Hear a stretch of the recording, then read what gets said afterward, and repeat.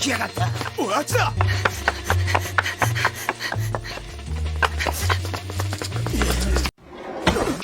助けてください。あら、悪い人たちに追われているんです。Dua orang pemuda bersenjatakan pedang, masuk ke sebuah tempat untuk menangkap seorang wanita yang berusaha kabur. Wanita itu bernama Takane Megumi. Kedua pria itu menjemput paksa Megumi, agar dirinya kembali ke tempat tuannya.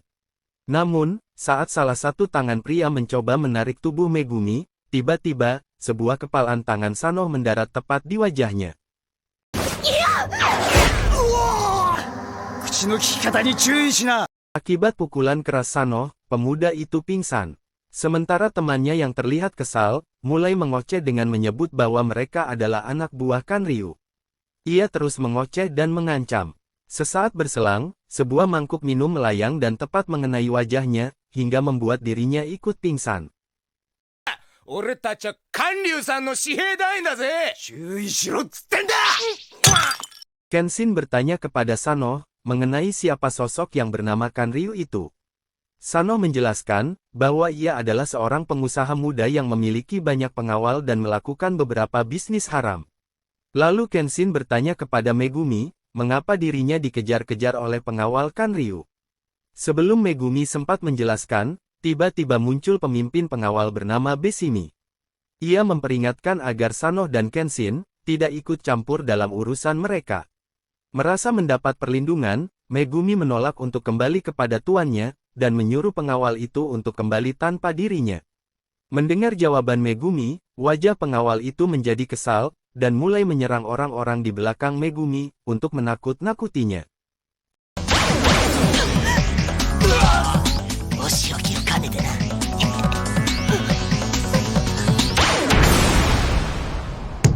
Serangan kedua Besimi berhasil digagalkan oleh Kenshin dengan menggunakan lantai kayu sebagai perisai. Besimi terlihat kesal, karena Kenshin dan Sanoh ikut campur dalam urusannya. Ia terus mengoceh, sembari mengancam. Di tengah ancaman Besimi, serentak Kenshin dan Sanoh menyerang. Serangan mereka, telak mengenai wajah Besimi, membuat dirinya terpental jauh ke belakang.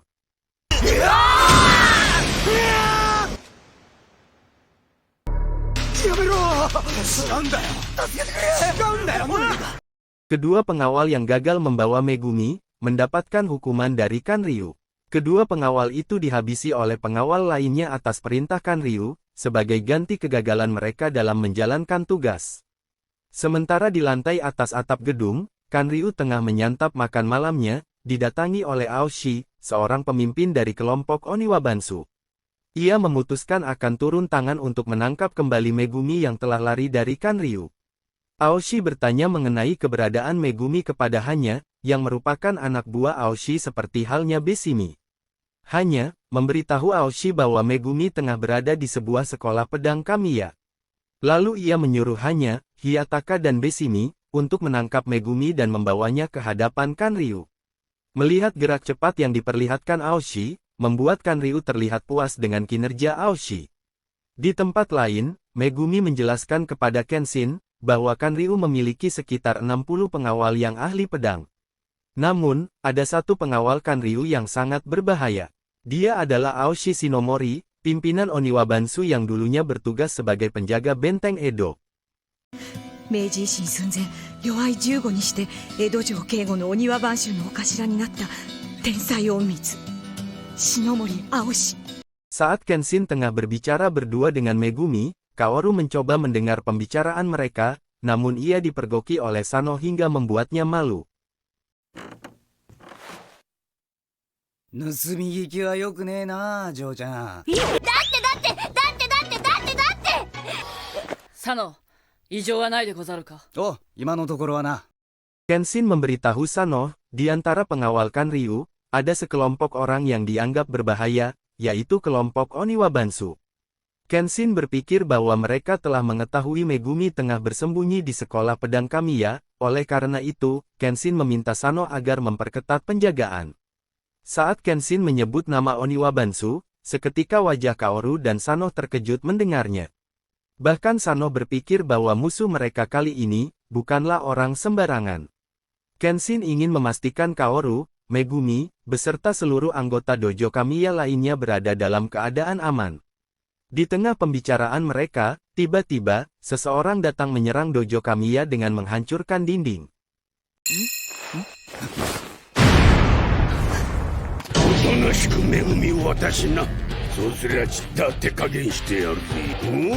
おお、鬼屋番衆の一人。ひょっとこた俺様のことよ。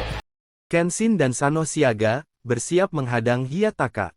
Namun Sano dengan kepercayaan diri yang tinggi, meminta Kenshin membiarkannya bertarung sendirian melawan pria raksasa itu. Lalu Sano berlari menghampiri, dan melancarkan serangannya. まずはお前か。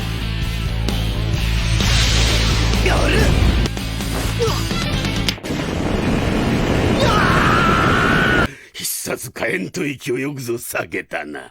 Sementara Hiyataka bertarung melawan Sano, dari kejauhan, Besimi mengamati pertarungan temannya itu sembari bersembunyi di atas pohon.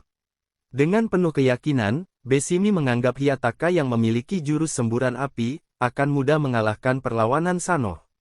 Namun, Kenshin yang mengetahui trik semburan api Hiyataka, menilai serangannya tidak akan dapat melukai dirinya. Merasa kemampuannya diolok-olok Kenshin, Hiyataka menyerangnya dengan semburan api.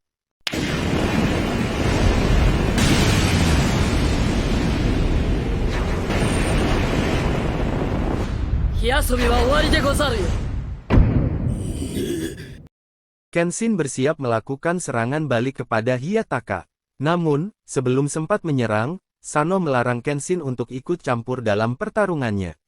Lalu ia berlari dengan cepat menghampiri Hiyataka untuk melakukan serangan.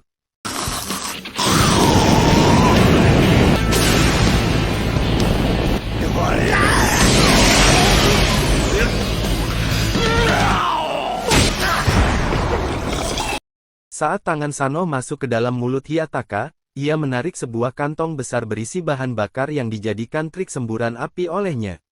Hiyataka terkejut dan tak bisa berkata apa-apa saat Sano mengetahui triknya.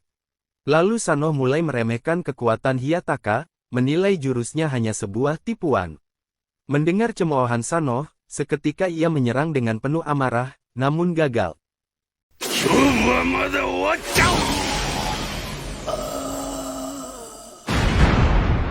Dengan satu tendangan telak yang mengenai wajah Hiyataka, Sano membuat musuh tak berdaya dan ambruk ke tanah.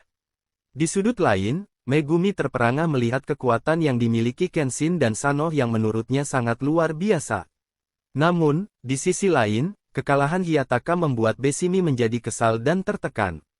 Ia menoleh ke arah Megumi dan memutuskan untuk menyerangnya.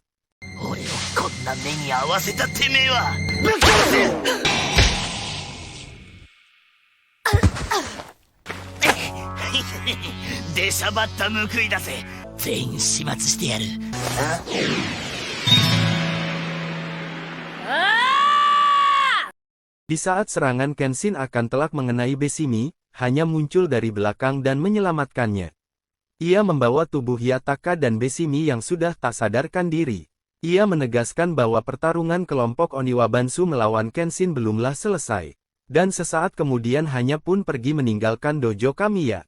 Kenshin hendak mengejar musuhnya, namun melihat Yahiko yang tak sadarkan diri akibat racun dari serangan Besimi, membuat Kenshin mengurungkan niatnya, dan lebih memilih melihat keadaan Yahiko. Kaoru bermaksud mengeluarkan racun dari tubuh Yahiko dengan cara menghisapnya. Namun Megumi mencegahnya, menilai usaha yang dilakukan Kaoru hanya akan menambah parah luka Yahiko. Megumi, yang memiliki keahlian dalam ilmu kedokteran, memutuskan untuk menyembuhkan Yahiko yang terkena racun. Setelah beberapa saat memeriksa tubuhnya, Megumi menyimpulkan bahwa Yahiko terkena racun apel berduri. Megumi langsung menulis resep obat untuk menyembuhkan luka Yahiko. Melihat Megumi yang begitu sigap dan terlihat ahli dalam mengobati, ketiganya hanya diam tak percaya dengan mata melongo. これはマンダラバの毒。お嬢ちゃん、必要な薬剤を書くから医者に来てもらって急ぎなさい。はい、でござる。ヤヒコ、頑張るのよ。死んだりして絶対に嫌だからね。 Setelah mendapatkan perawatan, Yahiko masih tak sadarkan diri. Megumi mengungkapkan, yang bisa dilakukan sekarang ini, hanya menunggu obatnya bekerja, dan tubuh Yahiko kuat untuk melawan racun yang menyerang tubuhnya. Wajah-wajah mereka dilanda ketegangan, di dalam hatinya, mereka berharap penanganan yang dilakukan oleh Megumi dapat menyelamatkan Yahiko dari kematian. Bagaimanakah kelanjutan kisah serunya? Untuk mengetahuinya, silakan tonton video selanjutnya.